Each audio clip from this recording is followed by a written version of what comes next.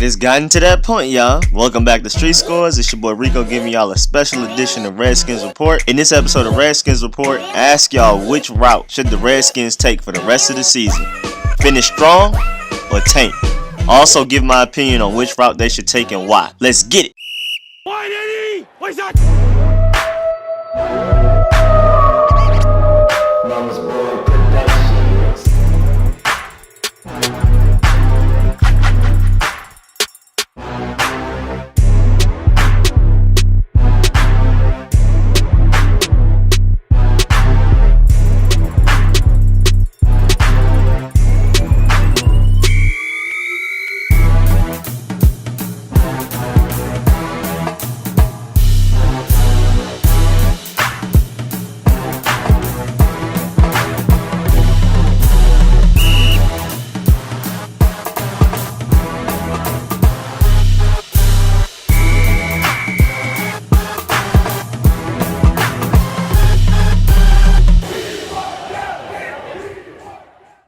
Now, as a disclaimer, I apologize for my long absence. My MacBook wouldn't turn on for about a week, so I couldn't work on the review of the game against the Cowboys. My MacBook is still kinda tripping, but at least it's on. But so many people played bad in that Cowboys game that y'all really don't even need me to tell y'all that. You can just tell by the score. So I'm just gonna get right into this debate, and we're gonna move on to this next week afterwards. But let's get into this hot topic. With the Redskins sitting at 5-7, with the Redskins getting regular season swept by division foes, Eagles and Cowboys, with the entire NFC being the most competitive it's been in recent years, and with only 4 games left on the schedule and the best possible outcome being 9-7, playoff hopes for us have pretty much died out. There's a long equation of scenarios that could get us in the playoffs, involving us winning every game for the rest of the season and other great teams losing a bunch of games, but it's such a ridiculous scenario that I'm not even going to acknowledge it. So, with the Redskins playoffs hopes being slim to none, people are wondering whether or not we should finish the season strong or tank in hopes of getting higher picks in the draft. And to be honest, we should finish as strong as possible in my opinion, and here's 5 reasons why, with the first reason having 4 parts. Reason 1, higher draft position does not directly correlate to more wins. Teams that tank don't necessarily get great or even good players. First of all, tanking doesn't really even exist in the NFL. It's nowhere near as effective as tanking in the NBA, if it does exist. But let's look at example 1 of reason 1, a team that played so poorly that it looks as if it's actually been trying to tank. And let's look at their draft picks and records after drafting high for years. The Browns. In 2011, they finished 4-12 and earned themselves the 3rd pick in the 2012 draft. In the first round, they picked Trent Richardson with the 3rd overall pick out of Alabama.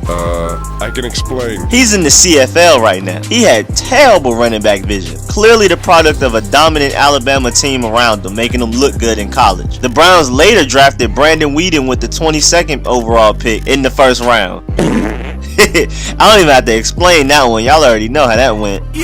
And they finished that season 5-11. In the next draft, the 2013 draft, with the 6th overall pick in the first round, they drafted Barkevious Mingo. He got hurt and was never great, but he at least got traded to the Patriots for a 5th round pick and got a ring. So congrats to him. But the Browns finished that season 4-12 when they drafted him. In the 2014 draft, with the 8th overall pick in just the first round, the Browns drafted Justin Gilbert. He can't stop getting suspended and was some butt even when he did play. He was traded to the Steelers and ended up only playing special teams. And he ended up getting banned for this entire 2017 season. You had one job. And with the 22nd overall pick, they drafted Johnny Manziel, Johnny Football. And we all know how that went. They finished 2014 with a 7-9 record. Progress, right? Wrong.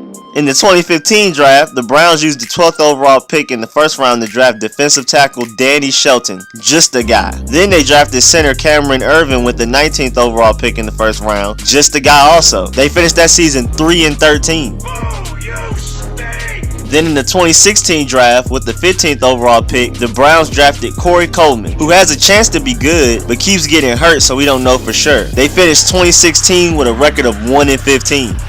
And then there's the 2017 draft, where they drafted Myles Garrett, 1st overall, who's been hurt. Jabril Peppers with the 25th overall pick, who's been hasn't been long enough to say bust, but he's just been meh. David Njoku, who they drafted with the 29th pick, and the 29th pick is a deep playoff team pick. That's a pick that the Vikings can have this year, and this is their most promising draft pick in a while. So it's pretty clear that having early draft picks means almost nothing, especially to the Browns. It's great to be in that position with early picks in every round, but it doesn't always work out, which takes me to example 2 of reason 1 of why we should finish strong. Early draft picks have not been kind to a lot of franchises. Tim Tebow was drafted in the first round by the Broncos in 2010, 25th overall. Many great players were drafted well after him. He had that one magical season and came back to earth immediately afterwards, and now he's playing baseball and even tried some commentating. He was a college warrior. The Chargers took Ryan Leaf 2nd overall right after Peyton Manning was taken 1st overall in the 1998 draft. He turned out to be a huge bust. Had to be top 3. He had 2 touchdowns and 15 interceptions in his rookie year. How? The Raiders probably took the biggest bust in NFL history. Jamarcus Russell with the 1st overall pick in the 2007 draft. I can explain. Calvin Johnson, Joe Thomas, LaRon Landry, Adrian Peterson, Patrick Willis, Marshawn Lynch, Darrell Reeves, Lawrence Timmons, and many other greats were taken after Jamarcus in that same draft. In 2012, we took RG3 with the 2nd overall pick and got one very magical season with him, but injuries and a sort of all other kinds of problems led him to becoming a bust. We gave up so many picks to get him too. Sad, sad, sad. And it's not just quarterbacks. The Rams used one of those picks from the RG3 trade I just talked about to pick Greg Robinson with the 2nd overall pick. Khalil Mack, Mike Evans, Anthony Barr, Odell Beckham, Ryan Shazier, Zach Martin, CJ Mosley, Clinton Dix, Jason Verrett, Derek Carr, Teddy Bridgewater, Allen Robinson, Jarvis Landry, and many other great players were drafted soon after Greg Robinson.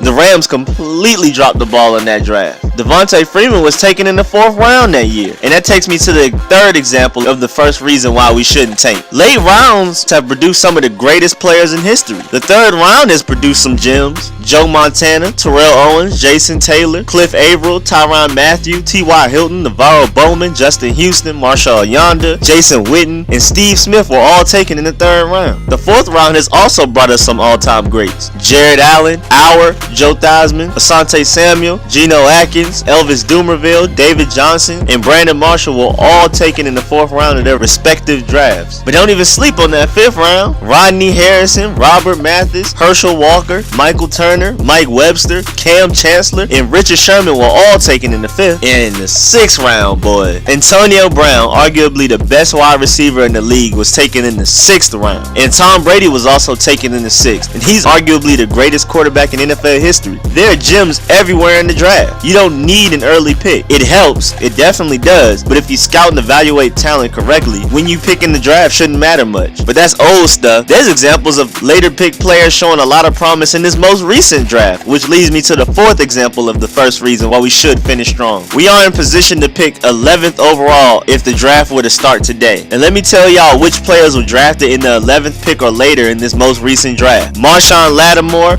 going crazy, locking people up. Deshaun Watson was rookie of the year until he got hurt, throwing touchdowns like it was just easy. It looked like he could just do it by accident. Hassan Reddick is going to be a great linebacker who can rush the passer, run stop, and go out in coverage. Swiss Army knife. Malik Hooker already shows potential to be an all-time great deep safety. Jonathan Allen is going to be an all-time great defensive lineman for us. O.J. Howard's potential is crazy. And there's a lot of other talent, including Kareem Hunt and Alvin Kamara, who are having legendary rookie campaigns. They were drafted in the 3rd round. Even though this draft will go down in history, and every draft isn't exactly like this most recent one, y'all still get the point. Now let's finally move on to reason 2. Finishing strong will also help lead to some continuity in this franchise for the first time in a while. If we finish the year tanking, some coaches may get fired and some players might get released or simply not re-signed next year. If we finish strong and show a lot of signs of progress, hope, heart, competitiveness, then it will be hard for the Redskins organization to fix what essentially isn't broken. This 2017 team is great, but injuries killed us. We played a few of the best teams in the NFL and were competitive in every game except for this most recent one against the Cowboys. I see a lot of potential in this team. I want us to retain a lot of these coaches and players so we can gain more chemistry and trust and build on what we built this season. Reason number 3, similar to the last reason with building some continuity, we need to win out to carry some winning attitude into the offseason and next regular season. Last week was the first game we looked helpless all season. I mean, completely outplayed, just a bad day. But injuries killed us also. It didn't help at all. But that's how we used to always look. This year is the first year in a long time that things are different, to where we just don't look like losers. I don't count the RG3 year because its main weapon was the element of surprise. Defenses didn't have an offseason to learn how to beat the read option. I don't think it would have sustained, so I don't necessarily count the RG3 season when I say we have not looked like winners in a while. But this year, we actually look like an NFL team. We need to win out and show some signs of promise and carry a winning mentality to the next season. The 1981 Redskins, Joe Gibbs' first season of coaching, started off 1-6 and finished 8-8. They faced the same questions about whether or not they should just keep losing to try to win out and carry that momentum into the next season, similar to what we're facing now. And that same team who started 1-6 the year before won the Super Bowl the very next year. The Redskins definitely need to carry a winning culture in the next season. And we actually have a good team this year. Injuries just killed us more than any year I've seen in my young life. So I believe we can be great next year as long as we believe we can be great. Reason number 4, we just cannot go 5-11 because that would throw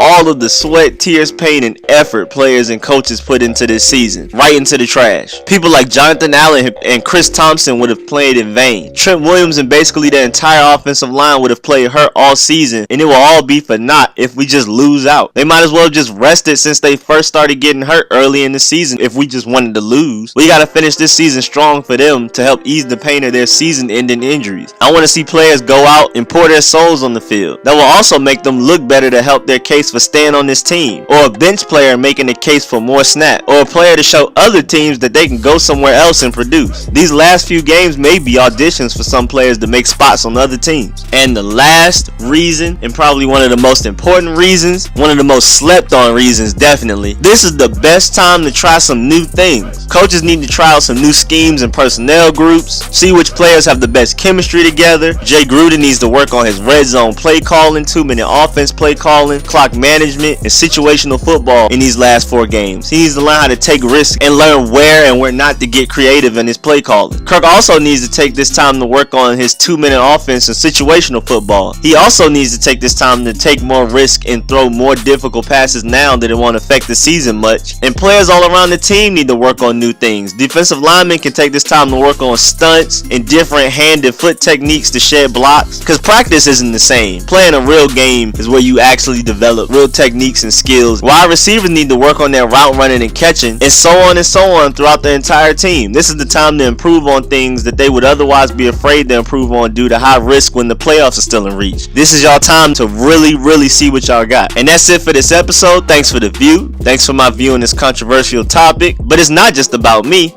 Get in them comments and let everybody know how y'all feel. I'll be reading and replying.